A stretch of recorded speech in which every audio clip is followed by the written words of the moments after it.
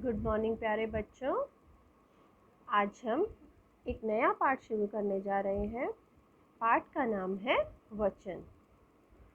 वचन एक या अनेक। वचन क्या होते हैं बच्चों? शब्द के जिस रूप से हमें उसकी संख्या का बोध होता है कि वो संख्या में एक है या अनेक है, उसे हम क्या कहते हैं? वचन कहते हैं। ठीक है, जैसे एक किताब, हम बोलेंगे किताब। एक से ज़्यादा अगर दो होगी तो हम क्या कहेंगे? किताबें। तो वचन से हमें किसका बोध हुआ? संख्या का। अगर एक है तो एक वचन, एक से ज़्यादा वो दो भी हो सकते हैं, चार भी हो सकते हैं, तो वो क्या होंगे? बहुवचन। तो हम पाठ शुरू करते हैं। वचन। वचन से हमें संख्या का बोध होता है। जैसे बच्चा खेल रहा है, बच्चे खेल रहे हैं। यहाँ एक बच्चा है, यहाँ एक से ज़्यादा दो होते ही क्या हो गया? बच्चे। मेरे घर में एक गाड़ी है। एक है तो गाड़ी है, और अनेक होती तो गाड़ियाँ। चिड़ियाघर में अनेक जानवर हैं। उपवन में एक फव्वारा है। बगीचे में अनेक पेड़ हैं। तो अनेक पेड़ क्या है? बहुवचन। एक फव्वारा क्या है? एक वचन। अनेक जानवर क्या है? बहुवचन। ऊपर के वाक्यों में बच्चा, गाड़ी, फव्वारा एक की संख्या बताते हैं। इसी प्रकार बच्चे, जानवर तथा अनेक पेड़ अधिक की संख्या की जानकारी देते हैं। यही क्या कहलाते हैं? वचन।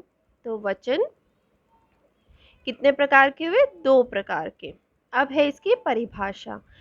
शब्द के जिस रूप से किसी वस्तु, व्यक्ति या वस्तु की संख्या का बोध होता है, उसे वचन कहते हैं। वचन के भेद। कितने भेद हुए? दो। वचन दो प्रकार के होते हैं, एक वचन और बहुवचन। तो बच्चों, वचन कितने प्रकार के होते हैं? एक वचन और बहुवचन। एक से हमें एक संख्या का पता चलता है, और बहुवचन में एक से ज़्यादा। अब एक वचन। जिन शब्दों से एक की जानकारी होती है, उन्हें एक वचन कहा जाता है। जैसे अब देखो, इसमें आपको क्या दिखाई दे रहा है? तोता। एक है तोता। चाबी, पतंग। अब ये सब एक हैं। बहुवचन। जिन शब्दों से एक से अधिक की जानकारी होती है, उन्हें बहुवचन कहा जाता है। तो तोता तो क्या है? एक वचन शब्द। अब यहाँ एक से ज़्यादा हो गए तो हम इनको तोता कहेंगे? नहीं, तोते। तो जो तोते हैं वो क्या है? बहुवचन, क्योंकि हमें पता चल रहा है यहाँ एक से ज़्यादा की बात हो रही है। या तो वो दो है, तीन है, चार है, कितने भी हो सकते हैं। चाबी एक वचन है, और एक से ज़्यादा होने पर वो चाबियाँ होंगी, तो वो है बहुवचन। पतंग शब्द एक वचन है, क्योंकि एक पतंग का ज्ञान हो रहा है उससे हमें, और एक से ज़्यादा होने पर पतंगे बहुवचन। कुछ मुख्य एक वचन तथा बहुवचन नीचे दिए जा रहे हैं, इन्हें हम याद करेंगे। पुस्तक, पुस्तकें। कलम, कलमें। नदी, नदियाँ। खिलौना, खिलौने। साड़ी, साड़ियाँ। चिड़िया, चिड़ियाँ। अब किससे पता चला हमें? देखो, चंद्र बिंदु लगाकर। साड़ी, साड़ियाँ। अब बड़ी की मात्रा क्या है? छोटी की हो गई, और पीछे या और चंद्र बिंदु। बेटा, बेटे। गेंद, गेंदे। तो ये आगे क्या है? एक वचन, और ये क्या है? बहुवचन। घड़ी, घड़ियाँ। सब्जी, सब्जियाँ। बिल्ली, बिल्लियाँ। लड़का, लड़के। पेंसिल, पेंसिलें। मुर्गी, मुर्गियाँ। गुड़िया, गुड़ियाँ। बहन, बहनें। कुत्ता, कुत्ते। उसके बाद देखो बच्चों, गमला, लड़का, लड़के। गमला, गमले। पैसा, पैसे। किताब, किताबें। आँख, आँखें। कुर्सी, कुर्सियाँ। गाड़ी, गाड़ियाँ। तितली, तितलियाँ, माला मालाएं। अब माला मालियाँ नहीं करेंगे क्योंकि आ की मात्रा आ गई यहाँ पे, तो क्या लगेगा, ए लगा के चंद्र बिंदु। कक्षा कक्षाएं, बच्चा बच्चे, पत्ता पत्ते, कमरा कमरे, बात बातें, रात रातें, खिड़की खिड़कियाँ, मक्खी मक्खियाँ, पौधा पौधे, कौआ कोए, मित्र मित्रों, नदी नदियाँ, कुत्ता कुत्ते। तो ये शब्द, जितने भी वाक्य थे ये हमारे समझने के लिए थे।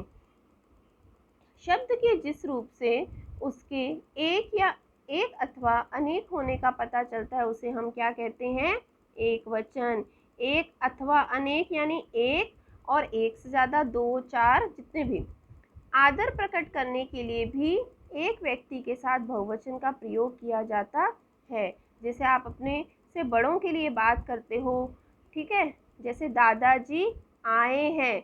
आए हैं में तो बहुवचन है, लेकिन दादाजी तो एक वचन है।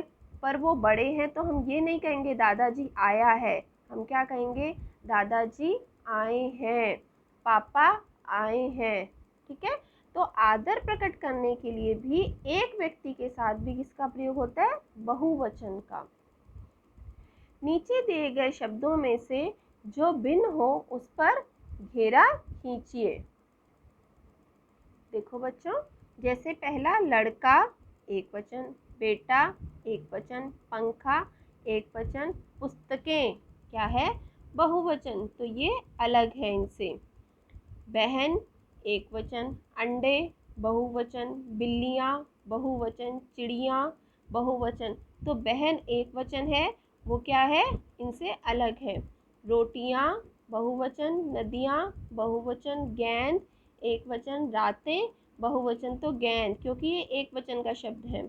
गाय एक वचन, बकरी एक वचन, गाड़ियाँ बहुवचन, पुस्तक एक वचन। तो जो गाड़ियाँ शब्द है वो इनसे भिन्न है। तो एक या अनेक का ज्ञान कराने वाले शब्द रूप वचन कहलाते हैं। यह हमने जाना, और मुझे पूरी आशा आपको ये पाठ अच्छे से समझ आ गया होगा और आप एक बार फिर से इसका अध्ययन करेंगे।